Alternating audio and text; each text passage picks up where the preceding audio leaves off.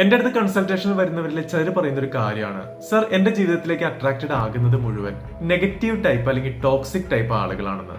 അവരുടെ കാര്യം നടത്തി കഴിഞ്ഞു കഴിഞ്ഞാൽ ഒന്നും മിണ്ടാതെ നമ്മൾ ഉപേക്ഷിച്ചു പോകും. പക്ഷെ അവരിങ്ങനെ ഇട്ടേച്ച് പോകുമ്പോൾ നമ്മളിൽ കുറെ സെൽഫ് ഡൗട്ട് അവശേഷിക്കും. ഞാൻ ഓവർ സെൻസിറ്റീവ് ആയതുകൊണ്ടാണോ, അല്ലെങ്കിൽ അവരെന്നെ പിരിഞ്ഞു പോയത് എന്റെ കുഴപ്പം കൊണ്ടാണോ എന്നിങ്ങനെയൊക്കെ. ഇത് കാരണം വേറൊരു റിലേഷൻഷിപ്പിലേക്ക് പോകാൻ പോലും നമുക്ക് ഭയമായിരിക്കും. എന്തുകൊണ്ടാണ് ഇവരുടെ ലൈഫിലേക്ക് നെഗറ്റീവ് ആളുകൾ അട്രാക്റ്റഡ് ആകുന്നതെന്ന് നമുക്കൊന്ന് നോക്കാം. മുമ്പ് സംഭവിച്ച ചില മോശം അനുഭവങ്ങളുടെ ഭാഗമായിട്ട് എന്റെ ലൈഫിൽ നല്ലതായിട്ടൊന്നും സംഭവിക്കില്ല എന്ന് വിശ്വസിച്ച് ജീവിക്കുന്ന കുറെ ആളുകളുണ്ട്.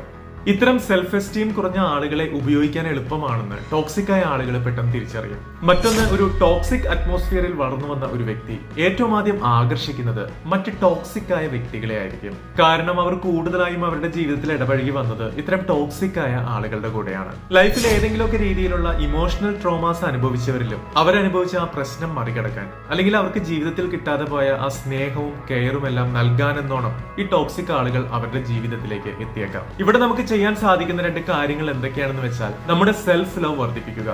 ഈ ലോകത്ത് എനിക്ക് ഏറ്റവും പ്രധാനപ്പെട്ട വ്യക്തി ഞാൻ തന്നെയാണ്, ഞാൻ കഴിഞ്ഞേ മറ്റാരുമുള്ളൂ.